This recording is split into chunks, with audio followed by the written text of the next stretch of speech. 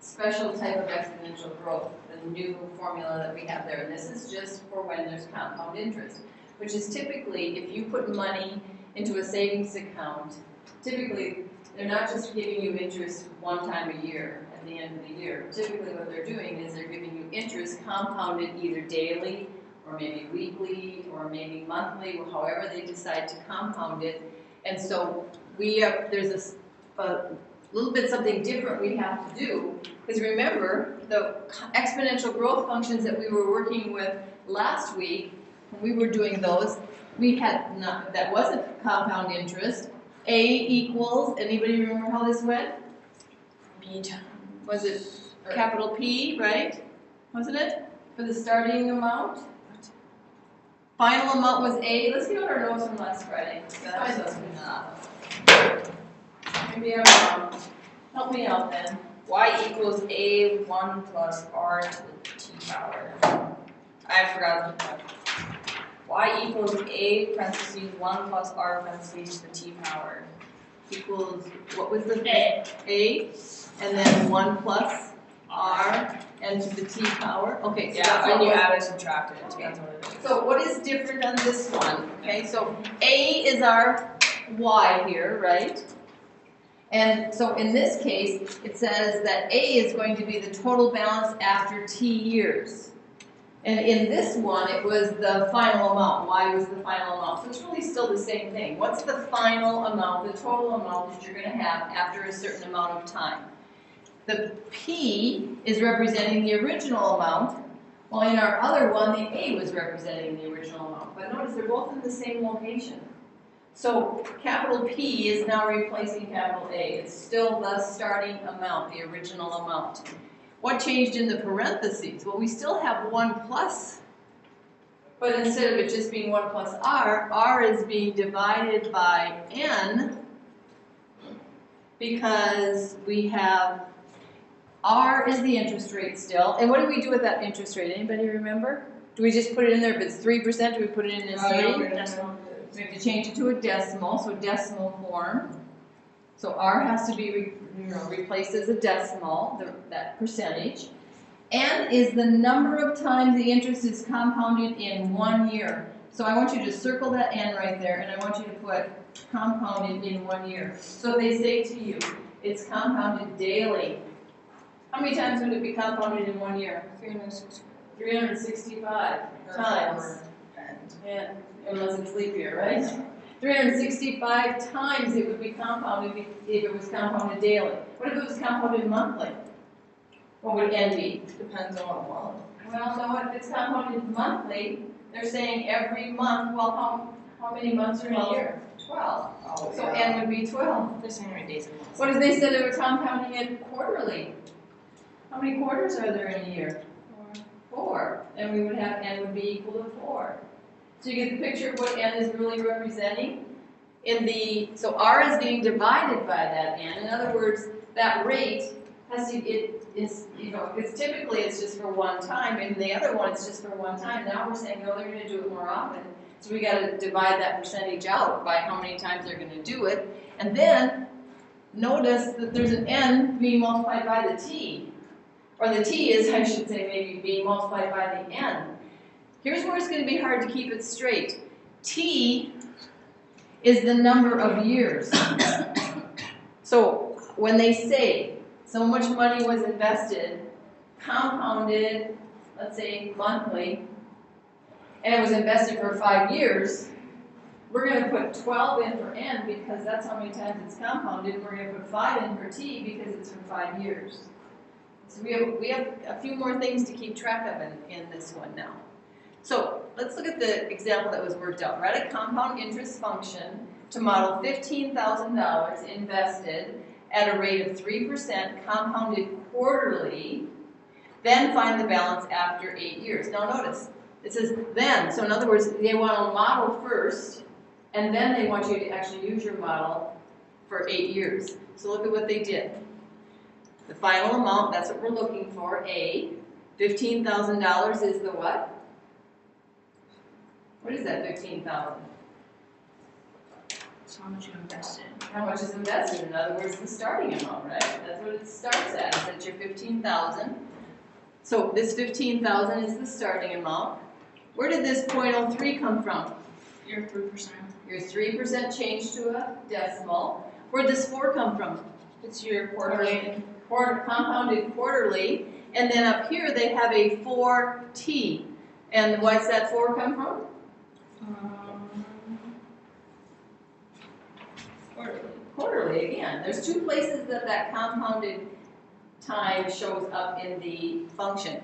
And then we don't replace t. So here is the actual, then the next thing they did is they took that. Would you do this on your calculators? Let's check them out and see if they're right. What is 0.03 divided by 4? 0. Maybe. What is 0.03 divided by 4? Oh, just 0.075. 0.0075. Yeah. Divided by 0.0075. And then they had to go back and add the 1, and notice what they got. 1.0075, right? So they simplified the 1 plus r divided by n, and it became 1.0075. So here's our model right here. There's the model. This is the compound interest function, or I call it the model. That's the first answer. Now we use the model to find the balance after 8 years, so we substitute 8 in for t. So we take our model, and where the t is, we put an 8 in. Next thing we would do is, what is 4 times 8? Make that 32. And then, let's check that out in our calculators. Let's take that 1.0075 and raise it to the 32nd power. 1.0075, let's raise that to the 32nd power. And then, take it times 15,000. And see if we agree with them that this would be the balance after 8 years. Yeah. $19,051.67. Do we agree? Mm-hmm. So in 8 years, at 3% interest, compounded quarterly, that money, how much interest was actually paid out? How much free money did they get by investing it and just letting it sit there? How much free money did they have? 19. I'm just kidding. What did they start with again, class? 15,000. 15,000. Well, now they got 19,000 in there, so they made $4,567. actually $4,051, What did right? I say? 500. $4,051.67 they made in that 8 years. That's like free money that they made by letting it sit there and not taking it out. Okay, now let's do one together that's not done for us. Write a compound interest function to model each situation, then find the balance after the given number of years. Okay, remember how I said it's kind of a good idea to do things like identify what part everything is. So what is this 17,000? Is that our A, our P, our R, our N? It's our A. That 3% is going to be our R, but it's going to have to be changed to a decimal, which would be 0.03. 0.03. Compounded annually. So it's every year. So every year. So our n is equal to 1. And then after we're ready to do the second part of the problem, what is the 6 going to get substituted in for? T. Yeah, t for time, okay? Okay, so let's get started here. A, what we're looking for, excuse me, yeah. A, oh, this isn't our A value, I'm sorry. This is our what? P value, thank you. Did you say that and I didn't listen? Yeah. A equals, because they switch them up in these formulas. Why do they do that? Just use P to start with right away. Okay, A equals let's just write our formula down here. 1 plus R over N, and then NT power. And then let's substitute into it. So A is what we're looking for. 17,000 is going in for P. 1 plus 0.03 divided by 1. And 1 T. .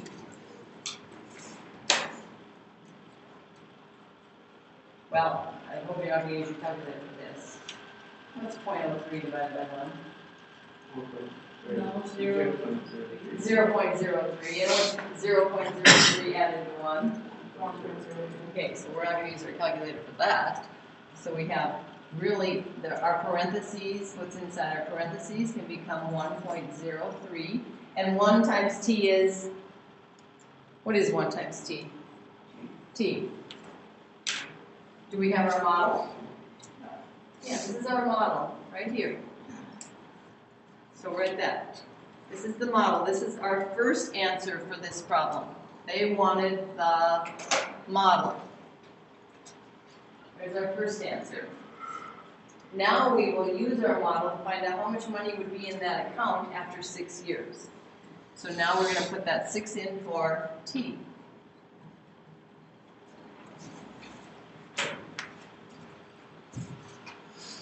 And we don't have to do any multiplying because remember 1 times t, we simplified that already to just t. So we do it by saying what's 1.03 raised to the 6th power. We do that first. And then you find out what that is, you go round it, you multiply it by 17,000, and you round to the nearest cent. So, better be more than $17,000, right? Okay, I'm going to put what I get. And you see it, you can compare it.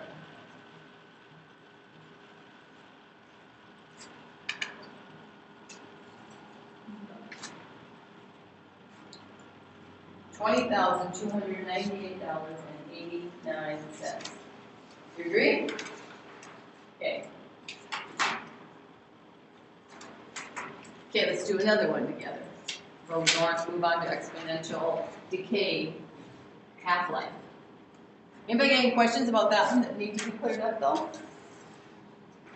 Sorry, I kind of hit it. Maybe some of you weren't quite done with it yet. Okay, what's the 23,000 again? That's our what? P. And the 2% is our R, but we're going to change it to what? Decimal. 0.02. Compounded quarterly tells us that n equals what? 4. 4.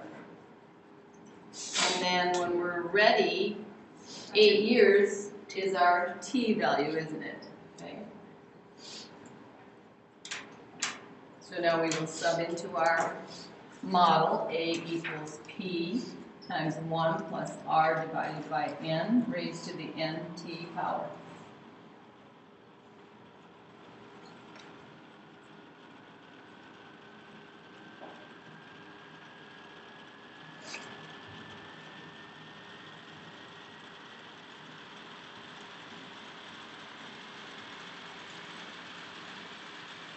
We substitute in, and the only other thing we do is get our what's inside the parentheses simplified. Because then we'll have our model. We'll have our first answer. So Brian, what is 0.02 divided by 4, please? Do it on the calculator if you have to, I don't care. It's like 2 cents, it's like 2 pennies divided into 4, given to 4 people. 0.005, in other words, a half a cent. So A equals 23,000, and then add 1 to that 0.005, and it should be 1.005, right? Okay, what is this again? Are we going to do any more right now? No, that's not. This is our model. This would find it for any number of years that we want to invest our money.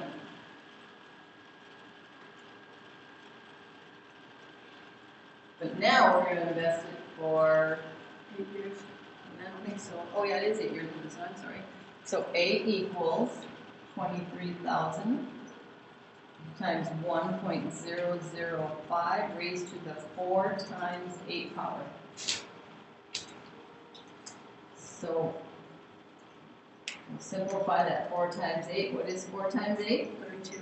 32, so we're raising it to the 32nd power. Now be really careful, if you think you're gonna try to do all of it at one time, do the 4 times 8 in the calculator, and then, you know, take the 1.05 to the 4 times 8 power, be really careful, because you're gonna, it's gonna go wrong. It's gonna mess it up, because here's what the calculator's gonna do. It's actually gonna take the 1.005, raise it to the 4th power, and it's gonna take that answer and multiply it by 8. So if you want to do it in one big swipe on your calculator, you gotta know how to put it in properly. You would have to put that 4 times 8 in parentheses. So you would do 1.005 raised to the, in parentheses, 4 times 8 power. Or you could just do 4 times. Or you could just do 4 times 8 and get it, and then go back and do your multiplying. Okay, so again, round it to the nearest cent, not the nearest dollar. You should have $26,979.99. Yeehaw. I forgot.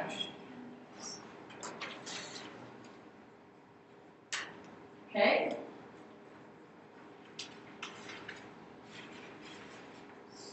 So, what does compounding mean? Does anybody know what that means? In this situation, why are we even treating it differently than those problems we did on Friday? What does compounding mean? If they pay you interest more than once a year, what are they really doing? They're giving you free money still, but they're paying you interest on the free money too. So as that free money is building up in your account, they're paying interest on that free money they gave you, and then that free money gets more interest added on. So it's kind of like every penny you have in the bank, whether you put it there initially or it earns some interest, next time they're going to figure out the interest, you get interest on the interest too. See, whenever you save money, you want to make sure it's getting compounded, and the more often it's getting compounded, the better deal for you. Okay, so keep that in mind. Simple interest, that's just once a year. You don't want to put it in simple interest. Okay, let's go to the back side. A special type of exponential decay involves the half-life of substances. This one is not difficult. The hardest part about this is figuring out the half-life. Figure out where to put that. So here's our formula right here. Let's just take a look at that really quick first of all. A equals P times 0.05 to the T power. And that's always going to be 0.5. Why do you suppose it's going to be 0.5? Because it's half. And it's decaying. And remember what we did in the formula on Friday. When it was decaying, we subtracted R from 1. So what's half taken away from 1? 0.5. It's a half, isn't it? So this is always going to be a half in the parentheses. A is still going to be, just like it was on our compound interest, A is still going to be the final amount. P is still going to be the original amount. And T is still going to be representing time, but be careful. It's representing time in a trickier way. The number of half-lives. So I want you to make sure you circle that there. T is the number of half-lives in a time period. That's really, really important that we have to figure out how many half-lives is it going to go through. Okay? So here's a substance, ISMA 212, I don't know if I said that right, ISMA 212 has a half-life of approximately 60 seconds. So that means you start with some of it, 1 minute later, 60 seconds later, only half of it is done. It's decayed. Another 60 seconds, half of that, whatever was left from that half before, half of that decays. And then half of that decays. Where'd they get the 25 from? Okay, so let's continue on. Find the amount left from a 25-gram sample. That's just how much they have. That's how much they started with then, didn't they? So they started with 25 grams. That's their P. So put a P by that. That's really the P. After 300 seconds. Okay, so notice the 300 seconds here. They didn't put 300 in for T in the formula. No, you have to solve it. They have to 2 times. Yeah, they got to figure out how many half-lives did it go through in that 300 seconds. So remember, what is the half-life of this substance? How many seconds? 60. 60. So what they did is they took the 300 and they divided it by 60 to say it's going to go through, and I want you to write behind this 5, it's going to go through 5 half-lives. That's what it's going to go through. It's going to actually cut itself in half 5 times in that 300 seconds. So then, once we know how many half-lives it's going to go through, that's what's going to go in for our T. Not the 300. Hold And on. then- Where did you get the 60 from? The 60 was given to us. It says it's half-life, right here, half-life, 60 seconds. Every substance has its own half-life. So they're not always 60 seconds. This substance's half-life is 60 seconds. Okay, so would you do that? Would you take 0.5 to the 5th power in your calculators? Let's just check this out, make sure it's accurate. 0.5 to the 5th power. Can you two, Jesse? 0.5 to the 5th power. And then go back and multiply it by 25. And we get 0.78125. Yeah. Yeah, so less than 1 gram of it is left. Notice it's labeled grams because that's what this was measured in. Less than 1 gram of it is left after 5 half-lives. Okay? Okay, now let's go down and do one together here. Write an exponential decay function to model each situation, then find the value after the given amount of time. So we have a 30-gram sample of iodine 131. What's that 30? P. That tells us how much we're starting with. Has a half-life of about 8 days.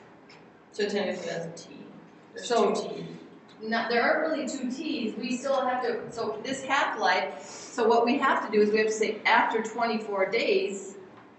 So we have to take, what do we have to do in this one? Divide 24 by 8. Okay, so in fact though, to get the actual model, I guess, we are going to start like this. Okay, here's our original model. And we're only going to substitute one thing in. We're going to put our P in there. Here's our model. A equals 30 grams. So put our P in. And then now let's go figure out what our T is going to be equal to. T equals 24 over 8. 24 divided by how many days are in a half-life. So our T value is 3. So now that we've calculated our T value, we'll substitute that in. So notice the 24 doesn't go in for T. Be really careful here. You're always going to take the half-life and divide it into the amount of time that it is decaying over.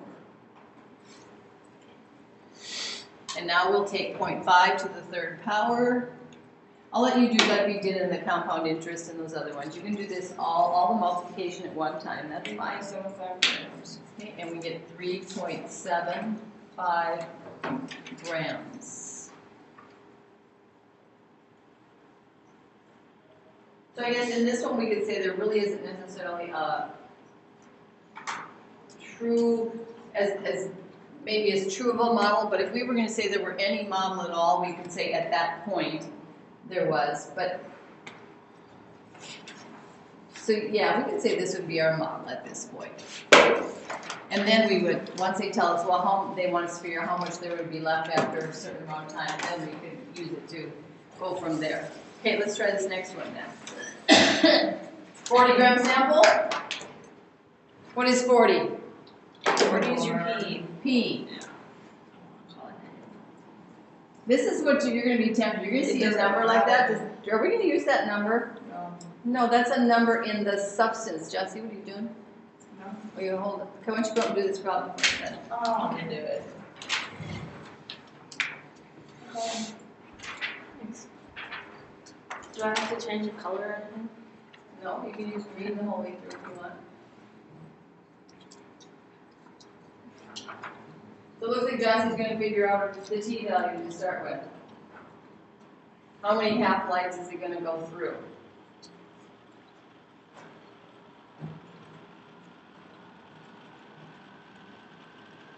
I think that's a 4 or it's 10. That? That? Yeah. No, that's a T. Oh, a T. Okay, that's your model. Okay.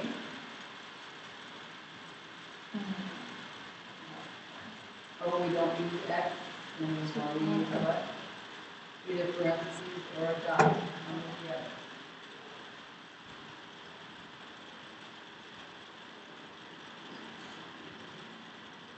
Oh, I don't see the substitution step when T got replaced with something. You give us a substitution step, where did this come from? Where did this come from?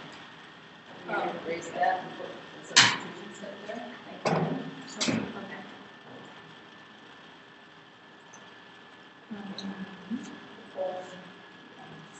Okay. And now in that next step is where you're gonna put your 0.5, 3, 4.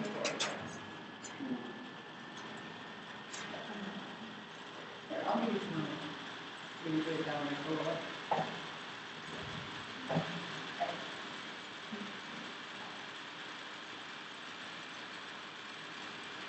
You come up to the top of that? Yeah. You can check her out, see if she's right. She says that there will be 2.5 grams of the sodium 24 left after there will be 4.5 left. Or other we could do that, I have to 40 divided by 2 is 20, there's 1.5 life. 20 divided by 2 is 10, there's 2 half-lives. 10 divided by 2 is 5, that's 3 half-lives. 5 divided by 2 is 2.5, 2.5, that's 4.5 lives. So, okay, so you're going to be doing both of these types of things in your homework today. Compound interest and half-life, exponential decay half-life. So any concerns at the moment?